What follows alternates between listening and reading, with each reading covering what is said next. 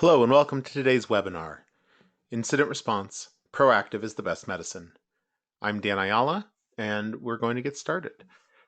Throughout the presentation, please feel free to input questions into the chat. We have question time at the end.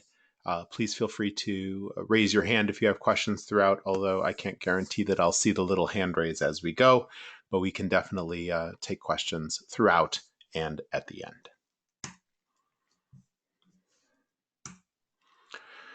So today we're going to talk a little bit about incident response and how proactive action can help companies have an easier response when something does happen. First, a little bit about Secratic. Secratic is a security and privacy consultancy built to be a supplement to your existing technology team. Maybe you have a couple of security technologists as well and want help looking at how security becomes part of the products you build, part of the overall offering, and part of the value proposition that you bring to your customers. We can help bridge that on both the security and privacy side, as well as building of programs like identity and access management, privacy, security awareness, and other programs within your organization to help build out both your security and privacy competencies. My name is Dan Ayala. I'm the founder of Secratic. I'm also the CISO and privacy officer for the company. I'm about 25 years in the industry. I come up through network and infrastructure security and have spent time in a broad array of verticals and sizes of company, from extremely large to very small and everything in between. And I really do thrive on the topics of security and privacy. So being able to discuss things like incident response with you, things that I've lived, things that I've experienced and have scars from, and be able to help other companies be able to do them smarter and better as a result of it, really brings me a lot of joy. So first, let's talk a little bit about security incidents in general. Today, so we're going to use metrics from the most recent Ponemon cost of a data breach report. This is a report I strongly recommend everybody take a look at.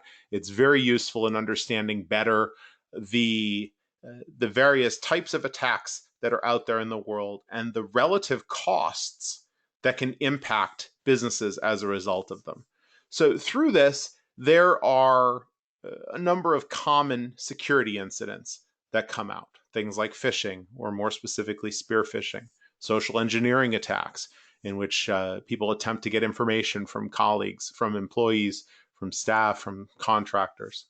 Malware and ransomware, software that gets installed or implemented inside your network and either allows access or, in ransomware's case, encrypts it heavily and makes you pay money in order to get them decrypted. Business email compromise, bad guys getting into your corporate email and using the information they get there for their own purposes, or even worse, using your email system to pretend to be you, or to pretend to be one of your executives or somebody with a set of signing authorities or others, and then execute as though coming from a trusted source. There's also vulnerability exploits. Technology continues to need to be patched on a regular basis. And then there's always also human error. In everything we do, nothing is 100% foolproof. Anything that humans build are subject to inevitable misconfiguration, oversight, or inadvertent conflict that results in some kind of a gap.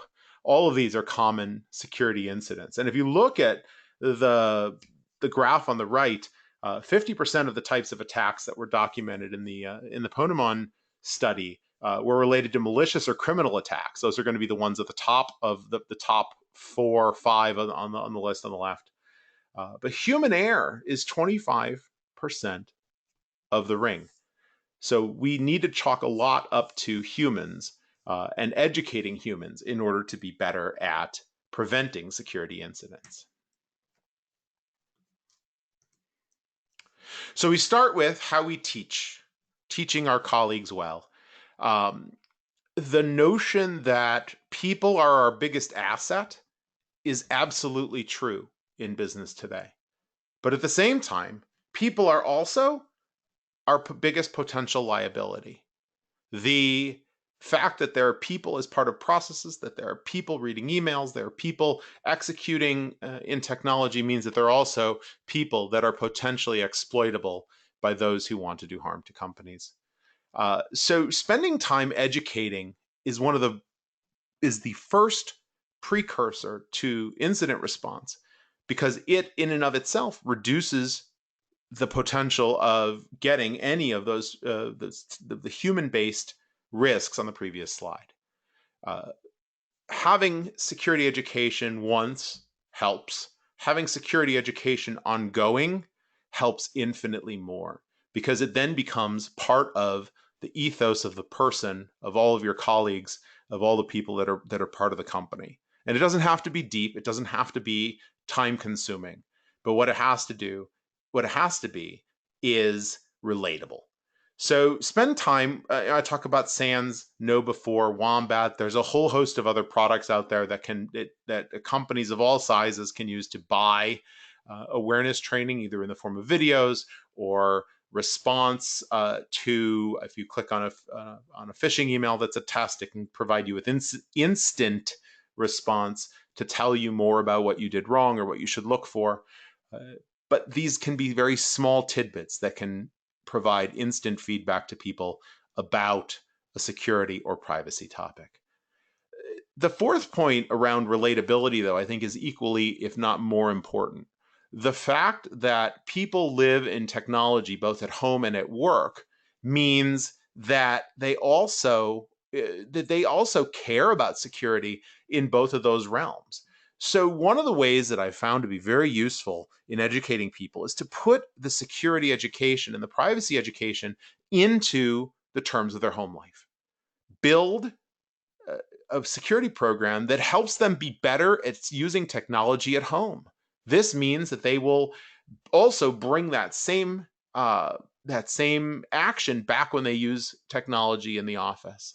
As part of education, tell them about ways to protect their own personal information, to protect their own data stored at home, to patch web browsers in a timely basis at home, and the positive impacts that doing that will have. And they will also bring that, it'll become baked in because it's much more relatable. It's much more owned if it comes to something that has to deal with them or their family or their children, and then they can bring that back into the office. I used to work at one point for a gentleman who ran the IT help desk for a large company. Excuse me. His comment when it came to communication was, just when you think you're over communicating, you're probably getting just about close to the right amount. So this is probably a good stance to use while dealing with security education.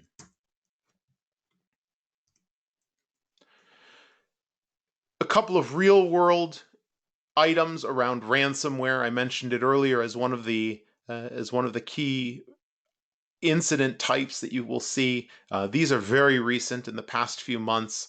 From May through June, we saw another one across the state of Texas in August, in which cities, counties, states were affected by ransomware, in which a piece of application was installed and they had to pay in order to get the decryption key, in order to be able to undo the work of the attackers and bring their data back. We're going to talk next about ways to not have to pay the ransom, steps you can take beforehand. But first, there was an interesting study done by Keeper Security last month in which they said that 66% of small and medium businesses don't believe they're vulnerable to a cyber attack. I found this to be a very interesting headline because in reality, 100% of small and medium businesses are vulnerable to a cyber attack. 100% of everybody are vulnerable to a cyber attack. The notion of perfect security really is a myth. So it increases the importance of proactive work to protect your business of any size, be it large enterprise or small and medium business, in order to reduce the impact when a cyber attack does happen. There's been a long discussion in the security industry around the shift from pure prevention of attacks to prevention combined with response. This is the acceptance, the inevitable acceptance that attacks will happen.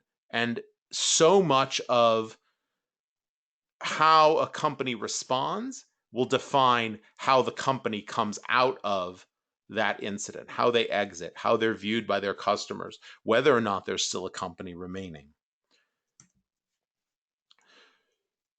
So one of the places to begin is excuse me, is to get the right people involved beforehand. Incident response is not a one-person job. Incident response can be coordinated by one person, but it really is a factor of a whole host of people, including technology, legal, marketing, physical facilities, including data center management, as well as executive management. All of these have permanent roles in a technology incident, in a security incident. Now, some of these groups may be combined or may be broader based on the size and structure of a particular organization. But by and large, having these representatives and somebody who's accountable for each of these as represented in the incident response team is important. And it's really important that these people each know that they're part of this team. That the first time they're hearing that the fact that there is an incident response process shouldn't be on the day of the incident itself. It should be well beforehand.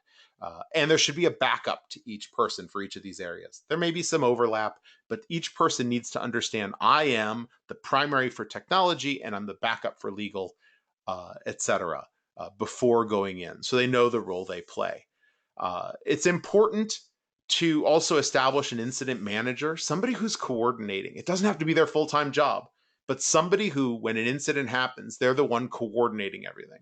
I found in incident response over the years that it is very difficult to both coordinate and investigate at the same time.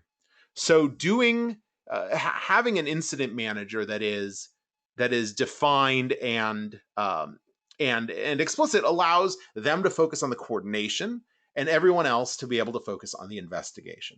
All information flows through that person, and they are responsible for they should be able to give a current status to anyone who asks at any given time. It's also important to have a process flow done in advance so that so that everybody knows what to expect, what comes next. I've had places where meeting flows are documented, where it starts with, here's what we know, here are the questions that we have, and here are the next steps. And you go through each of those 3 questions group by group in order to get a full complement of information at each set incident response meeting. So writing down that process flow in advance is really important to be able to execute and not have to think of the process as you're getting into an incident, because in a crisis is never the time you want to be devising the process.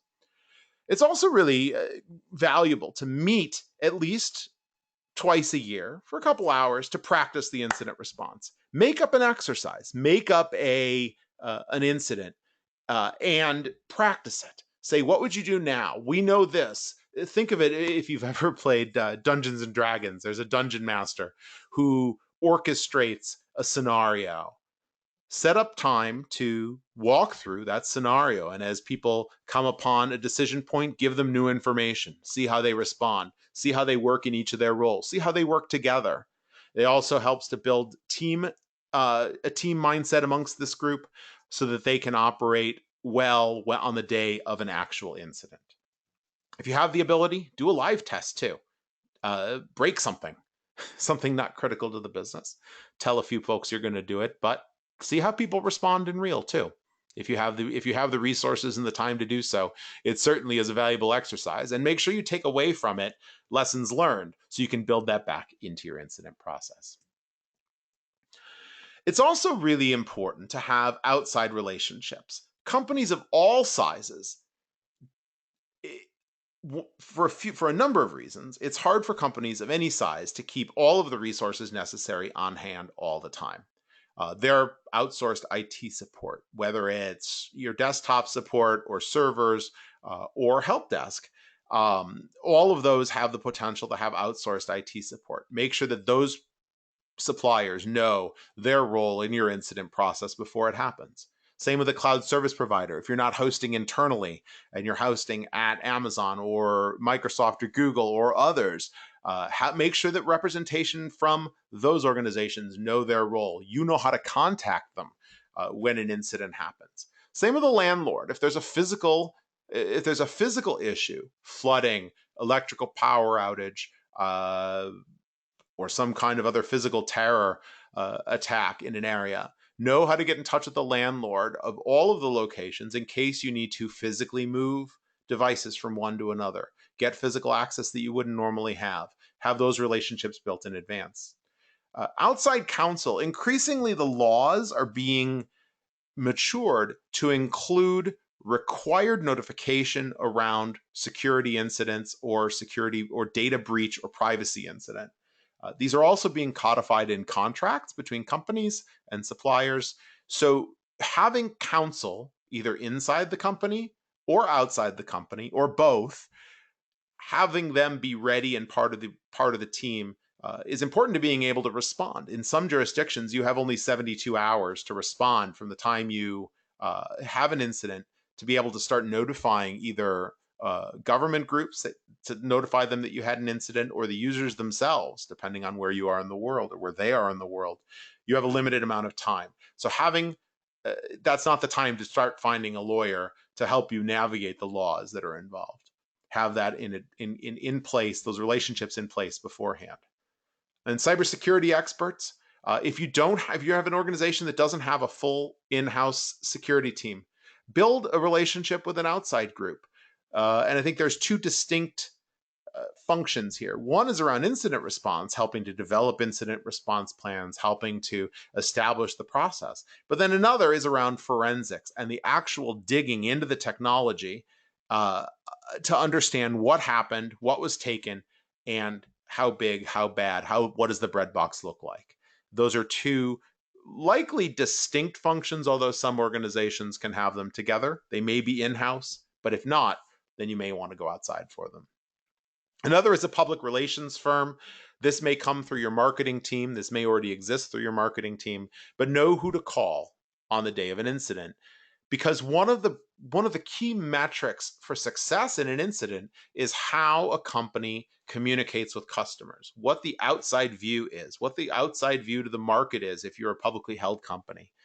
Having your internal marketing and external public relations ready and part of the team will help make these communications quicker, smoother, and help build confidence that your company, your organization is responding appropriately in a way that makes customers, shareholders, or suppliers much more comfortable. And the last is insurance providers. Cybersecurity insurance is a growing area, and it's one that is increasing in clarity. It's not always been clear how to get cybersecurity insurance, or what it covers, or whether it will pay out, or what it's required to get it. And this is becoming clearer. So have a discussion with insurance providers beforehand and have clear understanding of their role and when you need to be in touch with them if you do have a policy, so that during the incident you make sure to execute that at the right time. So now we move on to some of the preparatory technology steps. At the very least, back it up. I've had too many discussions with organizations who don't have backups, or they have backups and they never test them. They don't know what's backed up and what's not. In the case of ransomware, one of the key traits is it takes entire hard drives or large chunks of hard drive space where all the good stuff is stored, and encrypts them and demands money in order to unencrypt them. One of the ways to get around having to pay for ransomware is to be able to go to a recovery. Many times organizations focus on having recoverability in their servers. But there's a lot of information that exists, valuable information that exists in end user workstations and shared drives. These are additional places to focus on how to needing to back up and needing to be able to restore. So first and foremost, know your systems, including SaaS systems. So these are third-party systems that you just buy as a service: Office 365, G Suite, Google Suite, Salesforce, and others. Things that you don't host yourself, you buy from others, but store really important information on. What information is there? What data is there? Who uses them? What are they used for? And how critical are they to your business? At some point, you're going to have to prioritize the recovery of these. You're going to want to know which systems are the most important to focus on first. The other is on the data side. What's stored on it? Is any of it sensitive? And that word sensitive is different as defined by various laws around the world.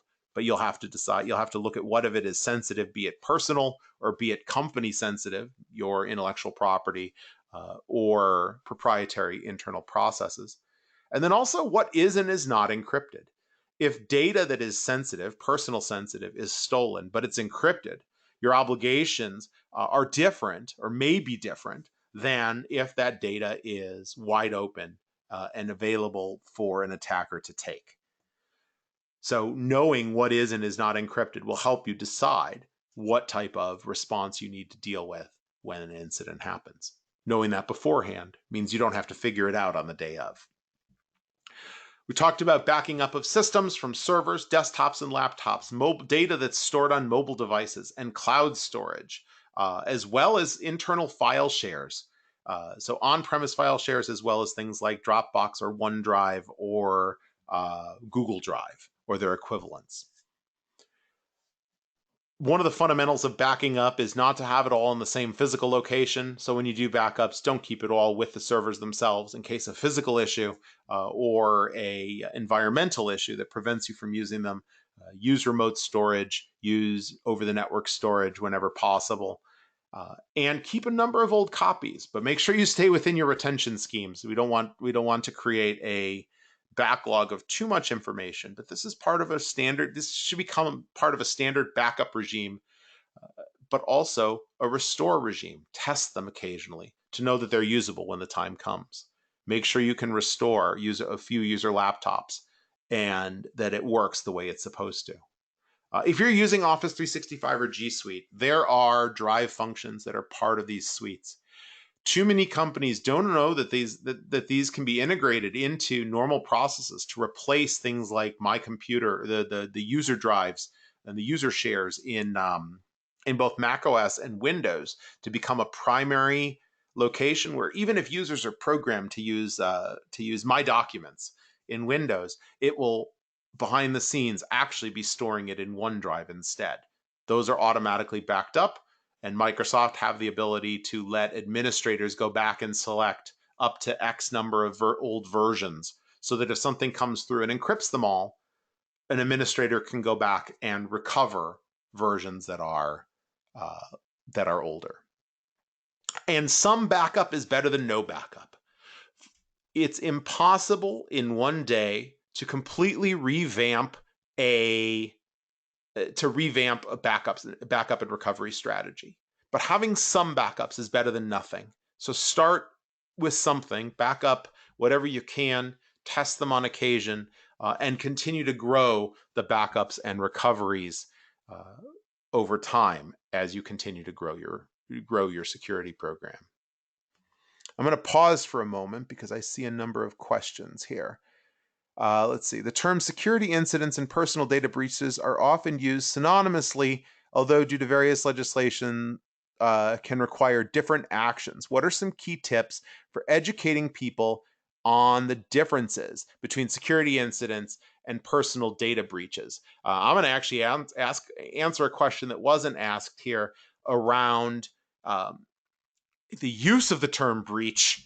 I think it's really important as well to make everybody know when and who can use the term breach, because it has some very specific implications if you use the word out in the world. If you use the word breach, you may be required to do notifications, or it may imply that it is of a certain size. So work with your legal counsel or with your attorneys to define both what the definition of breach is inside your organization and who can use the word breach, and know and educate that no one should use the word breach until it's officially deemed a breach. As far as security incidents versus personal data breaches, security incident can be something like a file share that had the lunch menu on it was accessed inappropriately. That is not a personal data breach. Those are a different type of a much lower impact incident that likely doesn't require the same level of response as something that involves personal data. So understanding and drawing those lines within the company as to the thing, this comes back to what data do you have and is any of it sensitive and what is or is not encrypted. This will help. Knowing what systems are affected by an incident will help you then define whether or not it's just an incident or it crosses over into something in the breach territory. Here's a suggestion. Use exercise scenarios that executives would be concerned with. This will keep them interested. Excellent point. Yeah, when we talked about the tabletop exercises, using scenarios that are relatable, back to the same type of education, same type of thing we said about education to the end user. Making tabletop and exercises that are pertinent to the people involved in the practice will help it be relatable, help it be memorable. Maybe take something that was a near miss, something that was almost happened, and play it out through as though it did happen.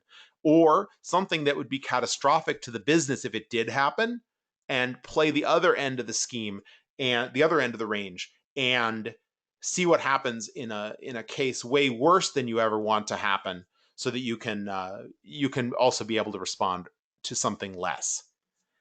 Here's another comment. Cyber insurers usually have specific procedures that need to be followed if you intend on filing a claim. Be sure to include them in your response plan. Absolutely. We're going to talk. I have a slide on insurers in a minute, but this is absolutely right. There's going to be a specific time in which you need to engage insurers. The insurers will have specific resources that you will need to use in order to qualify for reimbursement under their insurance. Under the insurance plan. So there may be hesitancy in a world in which we have car accidents, and in some states, these happen without calling insurance, directly with direct interactions between the participants, because they don't want to get insurance involved. In this case, I think it's better to err on the side of getting your insurance involved early, because they will help you navigate a path that is more assured of being reimbursable, of being covered by your specific insurance policy. The last comment here is only the privacy officer can determine whether an incident is actually a breach. Do not use the term breach until your privacy officer agrees you can. 100%. That term breach brings with it, it's like dropping a particular explosive device on a situation, and it sets off some things that can't be undone or are very difficult to undo. So use the term breach very, very cautiously. Thank you for all those comments. We'll continue. So what's the word? Good communications are key to the incident. When you have an incident, you're going to need to do a lot of communications. So planning these things beforehand, again, helps you so that on the day you're not figuring out, what do I need to say? Who do I need to say it to? You're crafting the specifics for the incident and not trying to figure out, who do I call to get a message out to users. So in an incident, it's important to remember some things. One, you need to control the message both internally and externally. And when I say the word control, I'm not saying limit in terms of what you say or how transparent you are. You're going to have to do some of that. I'm not saying to hold back unnecessarily. What I'm saying is that the communications that come out have to be well thought through and appropriate for the time and progress of the incident. So make them conscious. Make them planned, and you know when you will communicate with executives, when you will communicate with the company itself, at what point you need to make decisions about communicating to customers. Uh, and communicate as frequently as you can. In reality, when word of an incident gets out and no official information comes out, people's minds, both employees, colleagues, and customers, start to get creative. And you would rather be giving them facts, even if there aren't all the facts. Give them some of the facts that you can at the time, where appropriate, and don't let minds wander because of a lack of information. The next, similar to the use of the term breach, be clear about who's authorized to speak about an incident, both to customers and to the media. Uh, there should not be 100 different voices coming out from within your organization about an incident. Know who is the voice before you have an incident, and that is the only. And make sure you educate people that that is the only voice that goes out of the company. Be transparent to build trust and confidence in your response to an incident, and really avoid the wiggle words. Things like, at this time, use them when appropriate, but know that they come with some bristling on the back of the neck because we hear them so often. At this time, we have no reason to believe that the following incident happened. Use them when it's true. Use them as you're as you're continuing your investigation, but try to be as transparent as you can with users, especially when it involves their own information or their investments or their trust of your company and your brand. And never lie about what's going on. It will come back to haunt you.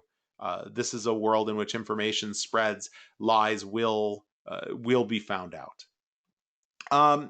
And consider internally how you'll make affected customers whole. I'm not talking about necessarily financial reimbursement, but how will you make them become part of your brand once again? How will you help them reintegrate after an incident? If there's something in which there is a loss of service or a loss of access or a loss of productivity, how can you make sure that they are able to do what they need to do in your service again as quickly as possible, and bring them back into as close to their normal use of your services as possible as quickly as you can?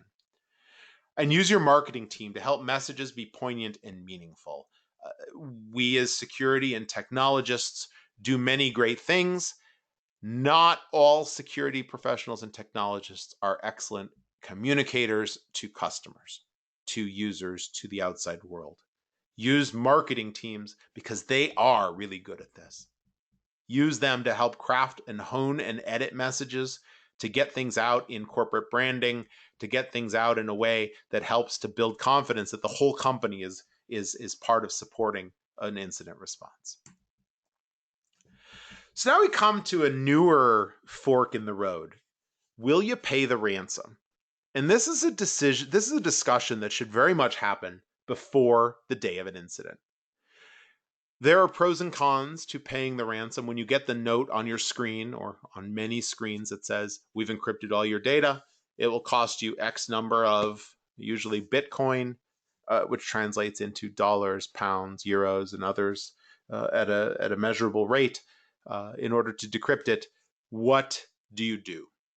There is no single answer to this. We've seen many of the localities paying the ransom recently.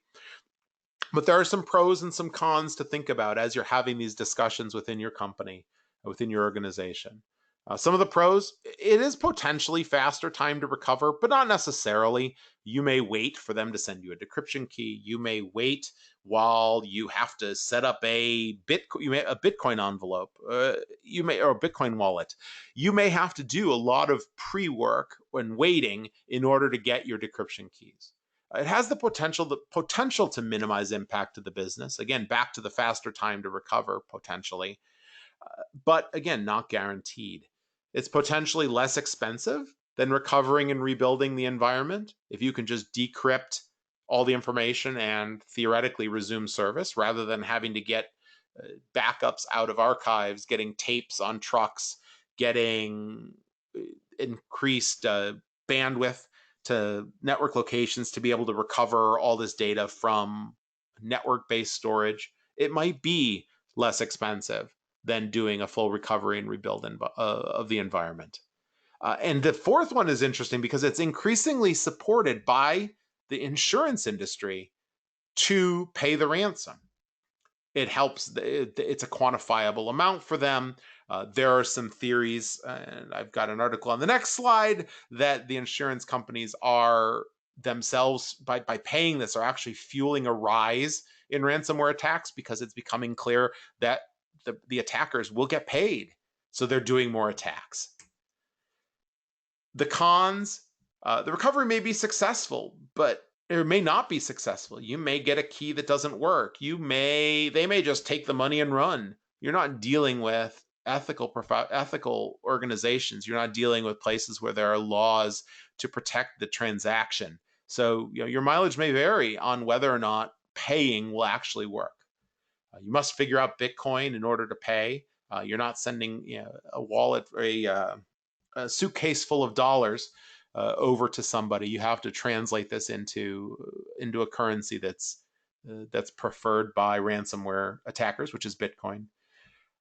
You're also unsure of the authenticity of the recovered files. If you don't have a backup, you have nothing to compare it to know that the files weren't changed as they were recovered. And as all cases, this is extortion, this is blackmail. The attackers may come back for more money later. They may just hold you for ransom again because you paid the first time. There's no guarantee unless you clean up everything and start over and do full recoveries that they won't come back. It also, now this is on a more ethical level, on a societal level, by paying actually funds attackers to do more attacks. And it supports the notion that hey, if I do attacks, I'll get paid. So it becomes this vicious cycle. So consider these when deciding before the incident whether or not you will pay the ransom. So now let's talk about cybersecurity insurance. Cybersecurity insurance is increasingly offered by more standard providers. At the early onset, it was just a few niche providers that provided cybersecurity insurance. It wasn't all that expensive. It had different companies had different criteria for what it would take to insure or what controls you had to have in place to be considered insurable. These are maturing.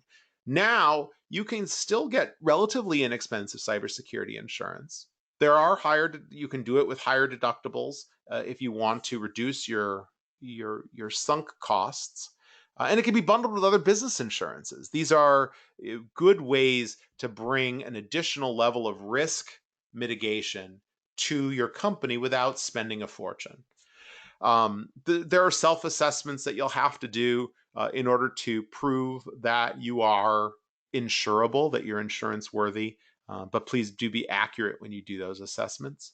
The criteria for coverage, though, is still not standard across the industry. There are discussions amongst the cybersecurity insurance providers, a number of different discussions about coming up with standards of protection in order to be considered insurable. Those are still happening, but they're not done yet.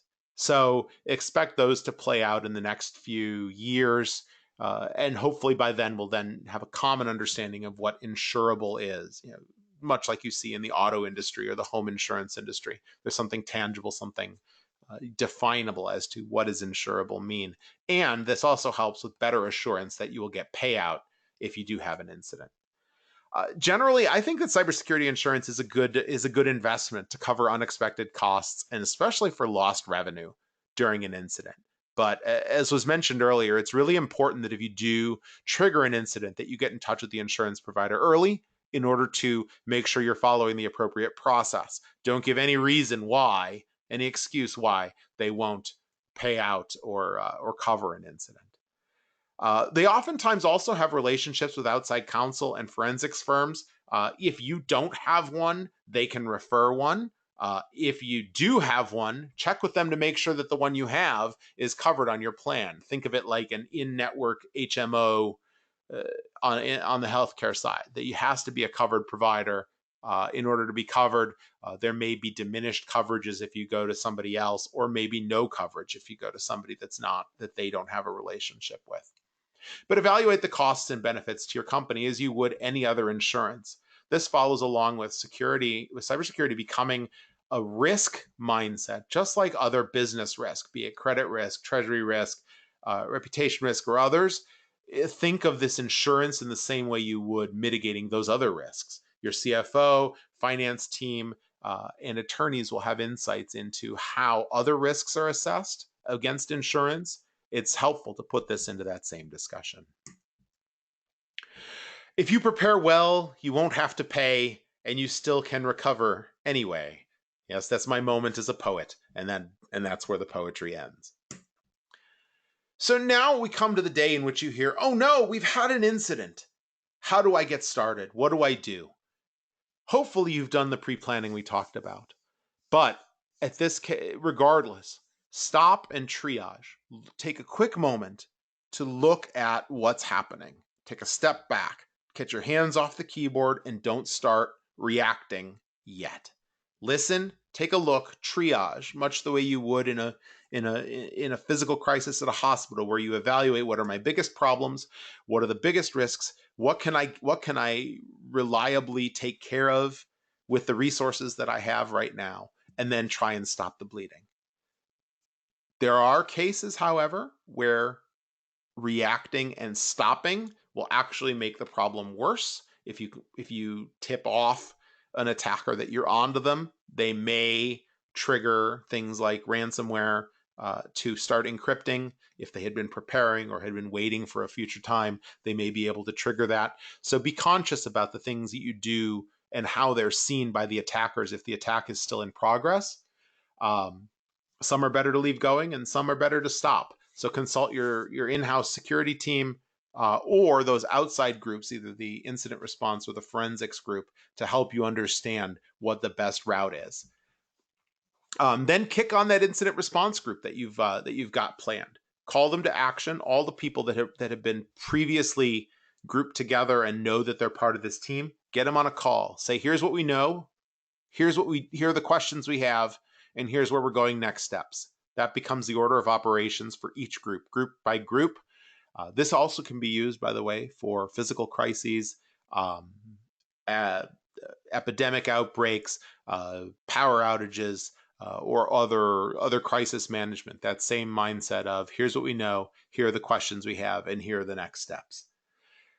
Decide whether you need to engage outside entities and get them going. And note that you may only have as little as 72 hours from the time you detect an incident to the time you need to start reporting to authorities. So time is of the essence, and that's 72 clock hours, not business hours.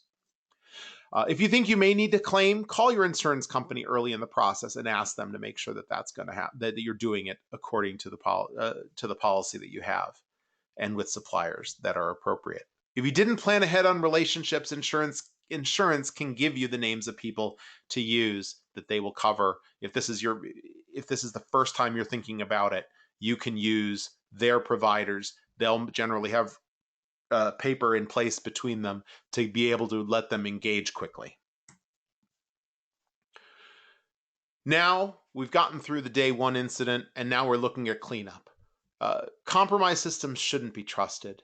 Even if you're able to do decryption just to get your data back, even if you have to pay the ransom to get decryption back, to get the data back, you still shouldn't trust those systems. Efforts should begin then to rebuild all of the systems that were affected and replace the data upon them. If you can take it from backups, great. You should still rebuild the original systems. If you're getting them from a ransomware decryption, trust the data that you recover a little bit less. Find some way to verify it as best you can, but still rebuild the underlying systems. You don't know if the attacker left something else there. You don't know if they still have hooks in and can come back later. This is the surest way to establish a good new baseline for your environment that is more secure than the one that led to the attack in the beginning. Communicate with customers and colleagues and align both to your legal and security recommendations on data. Think about the data you've got, not just the incident itself and how you recover from it, but think about the data that's affected and speak with your security and your legal teams to understand what are your obligations to do, and then speak with your business teams to understand what is aligned with the ethics of the company, with the product requirements and any regulatory requirements of the products you're servicing. If you're in a regulated industry, you may have to do additional steps beyond just the broader public laws to stay in compliance. We mentioned this earlier, that if you don't communicate, customers and media will expect the worst and start to make up things in their own minds as to what may have happened. It's in your best interest to stay in touch with them on a regular basis. Keep information flowing, even if it's not all the information. Don't wait until you have a full picture. Start to communicate. This has changed since the European Union has brought GDPR into play. Because of these shorter timeframes for reporting, the notion of here's what I know, it's still early stage, is becoming more and more common, and you continue to fill in the picture as you go, rather than waiting 3, 4, 5, 6 months to tell anybody that something happened, which is now way beyond the established timelines for breach notification in most states in the US, as well as European law on unreportable data breaches. I've said it before, I'll say it again. How a company responds, both on the technology and the communication, can decide how the reputation of the business is affected after it. If you respond well, if you're clear, if you're concise, if you have a plan of how you're going to recover, chances are that your company will still be viewed well when you come out the other end of it. There was a metric, I think 52% of small and medium businesses that have a security incident don't survive beyond 18 months, I believe it was. Please don't quote me on that particular number, but it was a metric that says that companies do have trouble, especially smaller companies that don't have some of the backstops to help these things be as efficient as possible. So taking the pre-work and having insurance will help make sure that companies can get through these, of all sizes, can get through these kinds of incidents. So let's talk a little bit about the business side of it. These are numbers on a global average. So these include the largest and the smallest companies. We're back to the Ponemon study on the cost of data breaches. The average cost of a data breach is $3.92 million. This is a 1.5% increase over the year before, and a 12% increase over 5 years earlier. This means that the cost of data breaches continues to go up. The more you plan for it, though, the more you can reduce the total cost of your breach. So this list on the right is a set of steps, a set of protections that companies of all sizes can take to help reduce the impact of a data breach in their organization. And these also apply not just to data breaches, but to security compromises in general. These will help you be able to know better what you have, know that the data that is important is encrypted and not available to an attacker that took it. Know that you have good employee training. The numbers associated on this chart are relative to the 3.92 million per incident, meaning if I do this comprehensively, I can reduce my costs, the average cost, by X amount of dollars. These, of course, will scale up and down based on the size of the company that you're working for or with. So take these numbers accordingly. Not all controls make sense to do right away. Similar to backup, take these in small metered steps, piece by piece, in order to grow these security controls as part of the business itself. Many of these are things that can go into the products that you sell, into the data that you store, into the daily operations, so that they're not just bolted on after the fact. They're just part of normal business, and therefore will help reduce the total cost if and when there is an incident. So in summary, just to sum up what we talked about, getting a broad team together and know how to reach them when the time comes, backing up your data and testing those backups, consider cybersecurity insurance and understand what it does and doesn't do for your organization and whether or not it makes financial sense for your organization. Practice the incidents and build a flow of tasks and information, and stop the bleeding when it does happen as best you can, and assess the best path to actually resolve the technology incident. but then communicate, and then communicate, and then communicate some more. And don't forget your legal obligations. Thank you very much. If there are additional questions, please feel free to type them into the chat, and we can answer them. I think we've covered all the ones that came in. Oh, here's one more. Do we have to worry about computing data or losing data? How can we make sure we keep legally sufficient evidence in case it's needed? This is yeah, that's a really great question. This is going to be different for each organization, and it'll also depend upon each company's posture on wanting to prosecute. Whether we like it or not, the sentiment on prosecuting attackers is has continued to wane over the years. 20 years ago, when we started this, we said we can track down the attackers. I think that is becoming a reality, of less and less of a reality, that we'll actually be able to do so. So it's important to look at the data that's involved and what your obligations are from a regulatory perspective to keep it and or destroy it, and don't vary from your retention schedules for this case unless it is formally considered part of evidence. If you get subpoenaed, obviously the subpoena trumps any of your other retention requirements. If you have a hold order, those trump your existing retention requirements. But I think you have to decide beforehand whether or not you intend to pursue legal action against an attacker. And if you think you will, then you'll want to capture things in an evidentiary way. Also, this is helpful in order to be able to understand better what happened and how it happened. If you have that level of resource to be able to get to that. Some organizations are staffed such that they're really focused on just getting through the incident and getting recovered. And that's fine. But there are other organizations that really do have a greater need for deeper understanding. And the more resource you have to do that, the faster you can respond and the more you can prepare against the next one. So the answer is, as in all things security, it depends. Another question: how do I decide whether or not to involve local or FBI authorities? The Samaritan answer here is always involve some kind of authority in an incident. You are likely not the only one being attacked. There's the ability to provide data to law enforcement, and in the U.S., the FBI is a great first place to go. If you're in the financial industry, the U.S. Secret Service is also a good place to go. If you don't have relationships there, go to your local law enforcement. But all of those will want that type of information. They'll look for things called indications of compromise, IOCs, to be able to correlate against other attacks.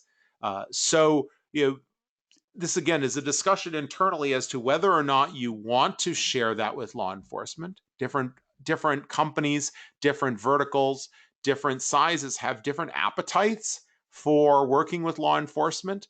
I think the preference is to always share that, because in the security industry, we're always we do as much as we can to help other people in other companies understand better attack vectors, and sharing that information with law enforcement can help provide insights to other similar attacks and help those companies be able to defend better against the same kind of attack and maybe even prevent it. So if at all possible, yes, please do involve law enforcement, and the FBI is a great place to start in the US. I think that is all the questions that have come across the wire.